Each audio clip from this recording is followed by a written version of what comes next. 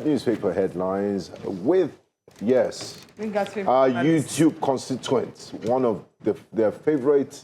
They like to go blow to blow. Mr. Theophilus Akatuba, warm welcome to you and thanks for joining us. Thank you very much. Always a pleasure to have you. You know, it's always you're one beautiful. Who's not afraid. What was that word about? Ox is God. He speaks his truth. Yes. Without minding whose ox. You speak truth to power. If you were in a castle, I would have asked you if you are a Catholic bishop. I wish I could have taken such a high calling, but I could not qualify for it. It's okay. It's okay. Because I love women. At the end of the day, I like to have wives, yes, and I could not. You like to have what? To have a wife in this world. Okay, I thought. But you would have been an Anglican bishop. That way you still. Okay, yeah, but I think I also can be called a man of God. So that little office is quite satisfactory. That's very suspicious. That your man of God is suspect. Who would you like to call man of Satan? Everyone is.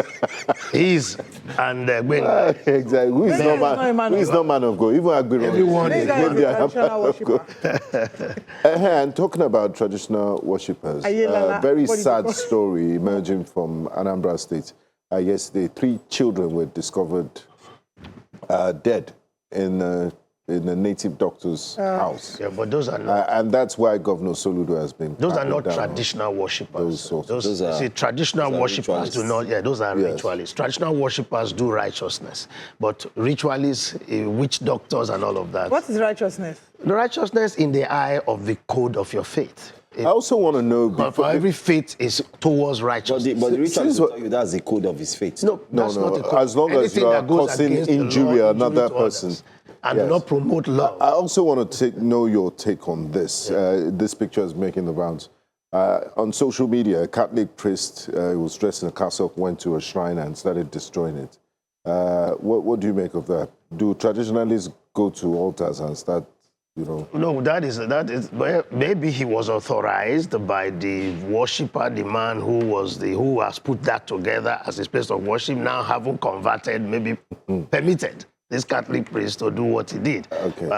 You cannot go into any other man's worship to desecrate it in the name of thinking that your own faith is superior. Yeah, absolutely. Okay. But let's start with this Nigeria, as we're in Nigeria. I like the way they put their headlines, very clear and straight to the point.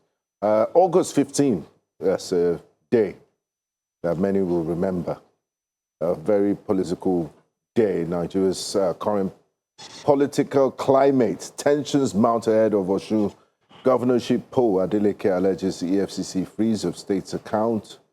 Davido calls for peaceful, credible elections. Anti-graft agency cites alleged 11 billion naira fraud. And many people are asking about the timing of all of this and suspicion fund transfer for action. 22 offshore projects to drive $50 billion investment in 4 years, says NUPRC. Abuja becoming most investor-friendly business environment, says the FCT Minister, Nyesom Wike. And some positive news here. I take it with mixed feelings, because why should any Nigerian spend upwards of 6 months in kidnappers' den? And why are people even kidnapped in the first place? 308 kidnapped victims freed in Kwara, Niger joint security operation. President orders stronger early warning systems to curb abductions. Great positive news there. So let's start with the big one. Tensions mount ahead of Osun governorship polls. Why is Osun State in the eye of the storm? We had elections, off-cycle elections in Anambra, in Ekiti State. We didn't feel this level of tension. Why? What's at stake in Osun?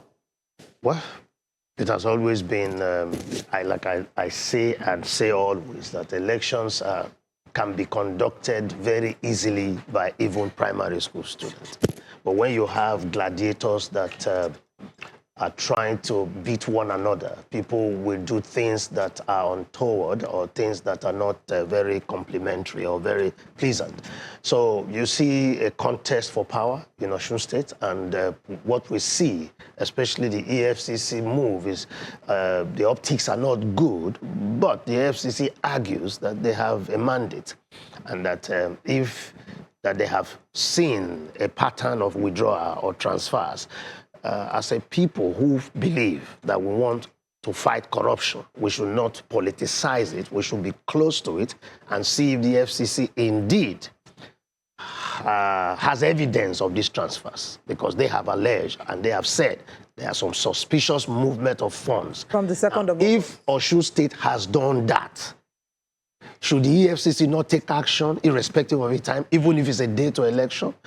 For the nation that says that public officials are corrupt, should we only love our own corrupt friends and dislike the corrupt friends that we don't like? So for me, my position is to stand now with the EFCC until the EFCC is unable to prove itself, because the EFCC owes us a duty to protect the resources of the country on behalf of the citizens. So they've made this allegation, and it is up to the Osun State government to disprove them and provide the statement of account to say, look, there is nothing like that. The EFCC is in error. I learned that they are moving to the courts today, which is the right thing to do, to stop the EFCC if this is an attempt to abuse office or play politics or come into the political game using government institutions. One would wonder, when other governors or other states had issues of fraudulent activities, where was the EFCC? Why weren't they looking into the accounts of the governors and also stopping them as well in times past? I mean, Well, we've seen incidences. Maybe those were reactions as a result of petition when the fraud has already been committed. They say that since March, they've been investigating, and they decided to take this action, seeing some movement since August 3rd. They mentioned specific dates. Osun State government can actually print out the statement and publish it. See the statement. Where are the withdrawals? You understand? Because they are saying there's movement that we are not pleased with, because we have been investigating you guys on the misuse. The matter is very open, and I think that politically, if we go into it, we might miss the point. Okay. I think we should remain focused on the national good. Beyond that, though, the governor has claimed that some of the members of his party have been killed. Is that not such a weighty Of course, on that score, anything, I hope he should do the right thing. Coming to political announcement is not enough, because if somebody has been killed, that's a criminal offense. He must have people here suspected of this act. These people should be properly reported. What is happening in Osun State is very clear. A fight for power. This governor was attempting to join the APC, and the APC guys in that state prevented him because they didn't want him to take the machinery of power, and they are trying to uproot him from office.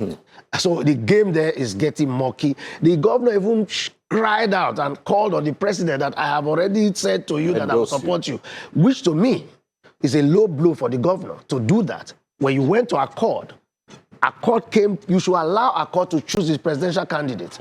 On the day he was accepting Accord, he immediately announced and threw Accord under the bus, saying that we are going to support you. Okay. So then again, telling the president that, what do you want? We have already supported, as if... Let's take our correspondent. I think that we'll come back to that. The governor should play high Our instead of correspondent playing is live low. on the ground. Mercy Babajide joins us all the way from Osun State this morning. Hello, Mercy. Can you hear us?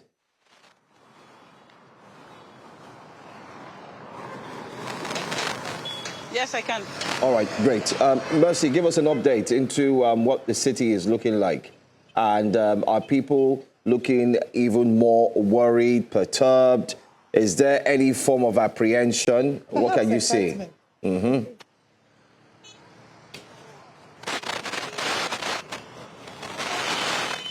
Okay, good morning to you in the studio. We are at somewhere called Aregbe in Osun State. It's one of the major markets in Osun, or rather state of Osun. They said it's the state of Osun, not Osun State. Right from our entrance yesterday, we could see lots of billboards, of course, that's portraying that the election is closed. But then something peculiar that was consistent with most of these billboards is it was either most of the billboards were torn or some were standing. And you would see two political parties have their billboards together in one place.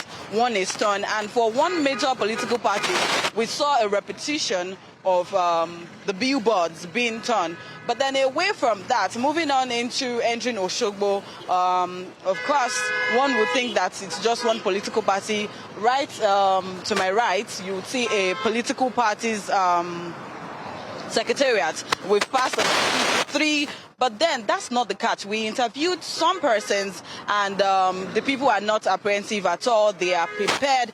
But then I would be moving on to asking some persons questions. If we had come on earlier, I would have been able to interview one of the leaders of the motorcycle park here in Aregbe. But then let's see that and interview someone else. Carol, election ti fẹ́ bẹ̀rẹ̀ báyìí. Ṣé ti wà prepared for election? Kálẹ̀ má dìbò fún. Ìyẹn ò ní kò lálà ń béèrè kò ní kọ́nu kọ́kọ́ nu Adémọ́lá ọmọ Adélékè ni. Okay, àwọn èèyàn ti sọ pé ẹlòmíì ẹ̀rù ń bà wọ́n torí pé election ń bọ̀. Báwo ni ẹ̀yin ṣe rí sí? How do you feel?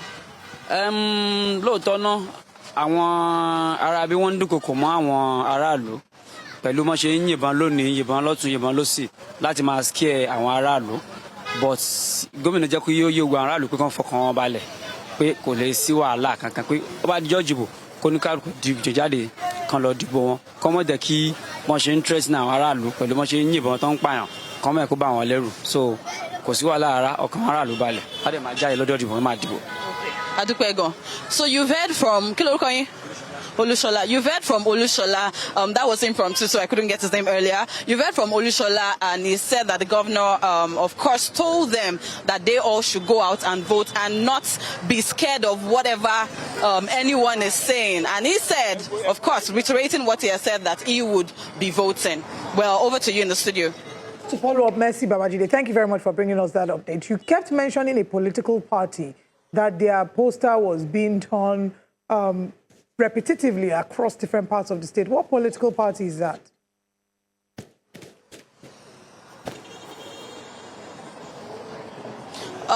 We've seen torn political billboards for both Accord Party and then APC. So you would know that the tension can be felt, because some person said, how petty can people be that you would tear some political parties, but then we thought it was just for Accord Party. But then moving closer to Osogbo, that's the state capital, we saw that it was not just for Accord Party alone. We equally saw torn political billboards for equally APC. All right. Thank you very much, Mercy Babajide. We'll connect with you again. Let's go on a very quick break. We'll come back and get more feedback live from the heart of Osogbo with our correspondent who's there as well, and then we'll come back to review the paper. So please stay with us.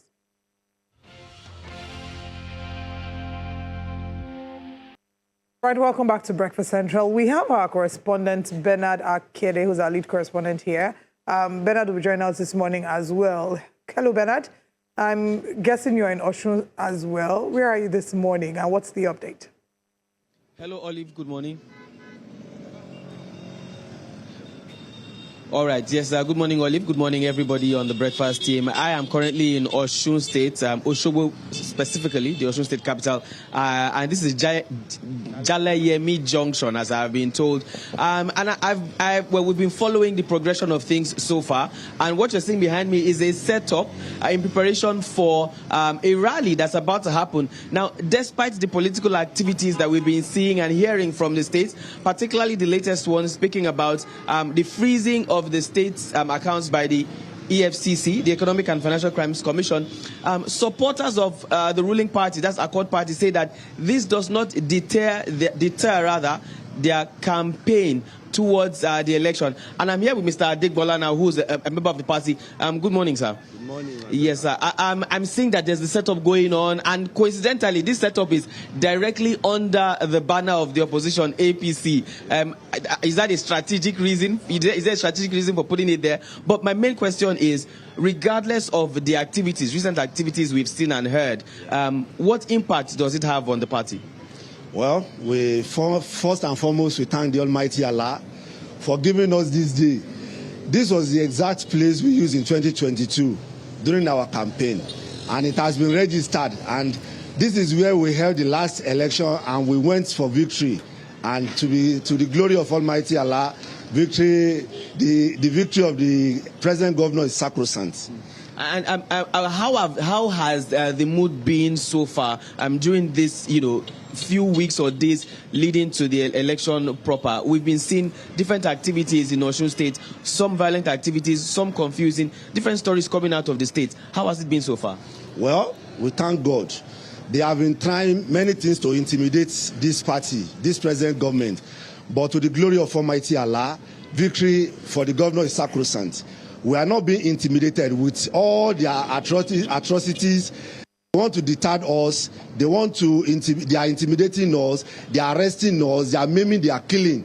But with all these things, it does not stop the winning of the victory of the governor.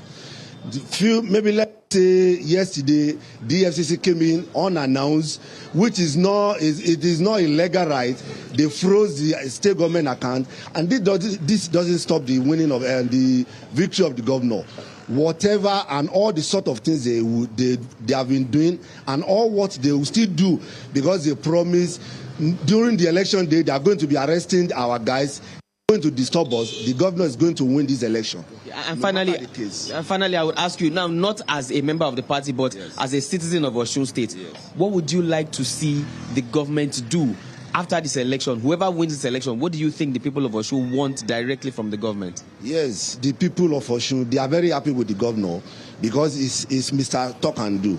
He has been doing good for the people of Osun State. Every citizen are enjoying, most especially the workers of the federal state government, because this the workers' state. There's no any general employment except the workers, and the workers are very happy with the governor. And we still expect more from him to do more, because it is the creation of the state. This is the most, let me say, the best so far since the creation of this state since 1991. And we need more of him, because he has been doing well, both in health sector, the paying of worker salary, and most general infrastructure. He has been doing well for us, and we still expect him to do more, by the grace of Almighty Allah. Thank you very much. Thank you. Well, Olive, Gbenga, Joe, at least this is one person we've spoken to, from the ruling party, that's our court party. We tend to go around the town in the few days leading to the election to speak to the people more, hear from other citizens of Osun State, other members of different opposition parties, and hear exactly what's going on in the state and what the expectations are from the people of Osun leading to the days for the elections. Thank you very much, Bernard, for bringing us that update. We'll counting down the days. We have a few more days to go, and we'll continue to track the developments in Osun State. Thank you. Let's now come back into the studio. Let's get your reaction. You've heard the stories. You've heard the reports from our reporters. My reaction is that from the statement of the member of their court party, they are quite upbeat and positive. That the governor is on the way to victory. And the opposition party, which is the APC in that state, the general structure of the party will want to wrestle power from him. And so the game is on. We discourage illegalities. We want them to play fair and let the votes count and let the choice of the Osun people prevail. That is the message that I have for those that are there. For what I'm seeing in Osun State, it's not anything that really alarms me, especially when one account out of several accounts is frozen. So it's not as if between now and the 15th of the election, there are so many big things. If there is no plan to use monies of the state government to run election, that shouldn't be so. Both the federal, the local, nobody should spend state funds to conduct and prosecute election for the benefit of a sitting government. That's a lot. Let's go to the Punch newspaper very quickly. The Punch also has on the front page there, NBA faults EFCC as Osun account free sparks row. Opposition accuses federal government of using EFCC to weaken Adeleke. 10 days to governorship poll. Today marks 9 days, by the way. That was from yesterday, 10, today 9. Election timing irrelevant, suspicious, transfers forced Osun account free, says EFCC as Osun governor kicks. Well, that's one story we're still looking at. Yeah, Let's go to another one. NBA, I disagree with the NBA's position. And president of the NBA rushing out to say he should study properly. No, he But came these out. are professional. No, they are professional. He came out. lawyers. Sometimes this statement is a bit. But did you get the point? I got the point, and I read his opinion. Okay. And he's wrong. The FCC has the right, the authority, and power to freeze any account for that matter for 72 hours. And after 72 hours, if they want to continue that, they need to bring a court order. So for that, they have the window which they are using for you to say the FCC is wrong, and then you anchor it on election. As a lawyer, you should not even speak like that. You should go into the matter and be able to know if the Osun State government have really been investigated since March, and if this action is only coming now because of suspicious movement of funds. For you to come out and just be on one side, it's not a good thing for the bar NBA to do. And that's my position. So that's you assuming that it hasn't done his homework. No, I studied what I read everything he said, except that there's something else that he has said that is not printed in the pages of the newspapers we are reviewing this morning. Maybe not. How can you use the word unconstitutional when the EFCC is empowered to do what they have done? It's expressly in their enabling laws. You know, one of the questions I ask is when governors or state governments approve money, like for instance, they approve budgets to buy, hose and hammer for members of the community, and it's going into trillions, especially from the northern region. They call it empowerment. Yeah, and I don't know why the EFCC does not investigate that too. You see, if EFCC just doesn't investigate until you bring them into the matter. So they said since March, somebody even within government quarters could have flagged up something. So it's about if there's an empowerment program and nobody has raised any alarm, and you see the people that have been empowered, I see all of that as a conduit pipe to siphon money. Like the Ministry of Agriculture. In fact, those empowerment programs, in my opinion, have been wastages. So because I've seen where those empowered with sewing machines sold them at the gate. They didn't even get out of the venue. Sometimes some governors empower with fertile goats. The word, you see, poverty is a problem. Since we have a very, where you have widespread poverty, these are the ways we even tell the politicians, do something. And you look at your country, how do you really think an average politician will reach out to the person in Ikorodu? So they use this empowerment platform. And did you see the politician, this picture was making the rounds on social media?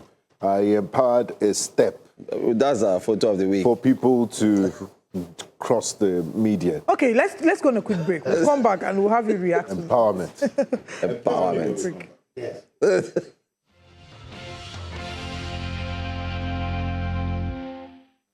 Welcome back to Breakfast Central. We're counting down to the end of the show. Benga, you said I should empower you. I empower you to take the next. Yes, we've already given you. Benga, take power! On a table of men, we've empowered the woman. I empower you with antebellum. Thank you. Thank you very much. And Mr. Katuba. Yeah, I was talking going about against thousands of lawyers in Nigeria with a lawyer seated beside you. And the lawyer said, Olive, you can't defend your constituency. Let it be on record. Yeah. According to what he said is that the NBA does not have the right to decide the local the constitutionality of the matter when it's expressly there that you cannot come out as an NBA. A matter like this is a police investigation. Throwing shade at the EFCC in public like that. Even go into knows that Mr. Katuba and make a proper statement so that don't throw the NBA into the political fray. But the NBA always typically makes statements that often, on matters that oftentimes seem like they're human rights abuse. Well, in this case, I think that I read the statement and you go and look at the enabling laws of that. They have no right or no powers to do what they have done. So I think, again, the court will decide what the true position Absolutely is. so, yeah. But let's get into our next paper. Still on the Punch, there's one story there. Okay, you have a story. All right, Fake agency probe, Adeyemi rejects closed-door reps. I like that. Have you guys heard? I like that. Have you heard Everybody has been saying things in front of please, the camera. Come to us, please. I like that. We also want to make this clear. Yes. And I think we need to state it here unequivocally, unhinged, unrestrained, and we need to make it clear. Nigeria, can we do things with clean hands? Akatuba, I want to pass it over to you. if you have investigated heads of agencies and departments In public. in a sitting, why do you want to take the embattled DG into closed door? Even Why the closed door? businessman was in public. Even the businessman, like said, he gave him 400 million to naira, facilitate came in it. public. When it was time for DME, you're not saying, let's take him closed door. It's a judgment that was made in error when I saw them making that decision and giving that puerile explanation. Do you understand? Sometimes you can sit in an office and make a wrong decision. This is one of them. So I'm sure now that they are getting your unequivocal, unhinged position, Yes. and many more people are saying the same thing, Yes, he will reverse himself. It doesn't- Because we don't need any private conversation with the man. It's just common sense and logic. He must come public Principles like of others. fairness and justice. You so say that- someone is a thief, you don't want to give the person free hearing. No, they want to give you free hearing, but afraid of some revelations, Oh, yeah, go which inside. can be broadcast. Which can without- lead to honorable off your mic. You understand? So, Exactly. So the man must come in public, and that he must speak to the Nigerian people. He must question him in public, and he must answer you in public. This will make our wake-up conversation tomorrow, number one. Yes. Please, let's look at it carefully. Yeah. So, Honorable off your mic. I remember but another... I find it absolutely horrendous that man came to the public to say those things, that he gave 400 million. Oh, you were part of us. I couldn't believe a man speaking. What did we say yesterday? Yes, Very you're ridiculous. doing something Like you illegal. had Are you nerve. nerves And, so proud to come and say it in the public? Maybe he's an actor. Who knows? No, he's not an actor. He obviously doesn't understand the implication Of what he did, and because he's seen that the we gravity- treat and the it with gravity such of it. laxity. Yes. Normally, we don't. And it's we don't handle such matters with the seriousness that they do. I mean, all this in his shenanigans, mind- all this political shenanigans going on just reminds me of that Off Your Mic episode when the man, there's self-induced fainting in order to avoid questioning. He fainted, and the gentleman was trying to give him mouth-to-mouth resuscitation. Until when he saw the but as a very straight man, And when the lips when he was was coming close to his lips, he woke up. because that dying had to stop. He stood so firm. I can't go to my hair with your mouth in my mouth. Don't do it. Don't try it. Okay. Drama we see. No. We will see drama. Oh my. Where hands cannot be clean. The man that was speaking, many Nigerians, we have so legalized and normalized so many behaviors that even when you speak about them in Nigeria, they tell you what is there. But these are serious things. I couldn't just believe what I was hearing. We hear of Nigerians paying for employment. They pay, and you will see a father Why are we say, I pretending- paid for why my are we 2 pretending children like it's to be not- employed in a government agency. Pay for Expo WAEC. Okay, let's share some good news and celebrate the release of 308 Kwara and Niger abductees that have been rescued. President Tinubu celebrated this and also directed security agencies to intensify efforts to prevent future abductions by strengthening early warning systems. This is 308 abducted persons, not something that we should take lightly. Gbenga, I think it deserves the ringing of the bell. Yes, and Now- I like the rider which Yeah. says, early warning systems. Exactly. It's not to celebrate this. It's not to And be then celebrating next this week as there's well. another kidnapping. Let's nip this in the bud. In case you're wondering where these 308 people came from, in February, Premium Times reported that Boko Haram terrorists kidnapped about 176 people from Woro, a Kwara community on the fringe of Kainji Lake National Park. A month before the attack, the group abducted an unspecified number of people from Kasuwandaji, a village in neighboring Niger State. And in subsequent attacks on other villages, we had Konkoso, Kabe, Sukumba, and Pisa in Niger. The group kidnapped scores of people across the country. And it was reported that the rescued victims comprised 163 residents of Woro and 145 others abducted from communities in neighboring Niger State. He did not specify the communities in Niger from which the 145 victims were rescued. Whenever we hear of this rescue, it's interesting to see, what the rescue looks like. There's always these people looking a bit suspicious and say, is it rescue or is it something else? And let's hope that some level of psychosocial Yeah. support will be given to these rescued victims because Because they've spent months. That the kidnappers are able to keep such number of people for this long. It beats me, and I wonder what manner of funding is available to them, the kind of resources that they're able to keep 305 people and more that they have kidnapped. No, it's not like Feeding them daily or doing whatever they are doing with them, It's- keeping them alive for it's not 6 months. No, it's not the Shangri-La or Four Seasons Hotel. They are in very terrible No. conditions. But if they have kept, They are just they have giving kept them without food. the amount of calories to keep them alive. And we're getting this from testimony of people that have been kidnapped. I mean, Olive mentioned Yam. raw yam. Yes, raw Can yam. can I say something? If you give, even raw yam cost money. Of course. That the yes, the water he used It's to 3,000 naira yes. now per So tuber. whatever you have done to even have a place to have kept them, it costs you money to have such a place that you have prepared to keep that's a whole village. That's a community. A community that you've kept.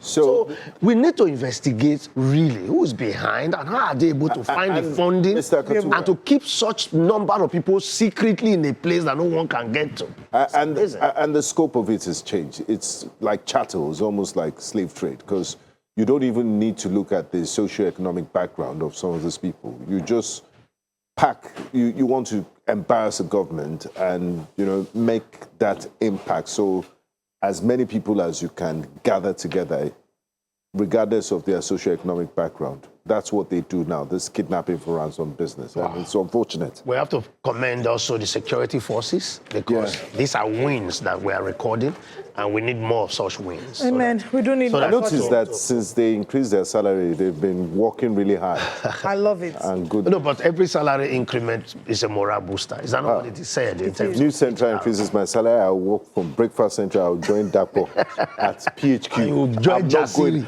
I'm not going anywhere. I'll join Jasiri. All right, we'll see you tomorrow. Thank you for joining us. Let's leave Benga. You see him joining Jasiri, and he will work on them Bye-bye. over the weekend. Even advert. I'll be Only acting you. inside the advert.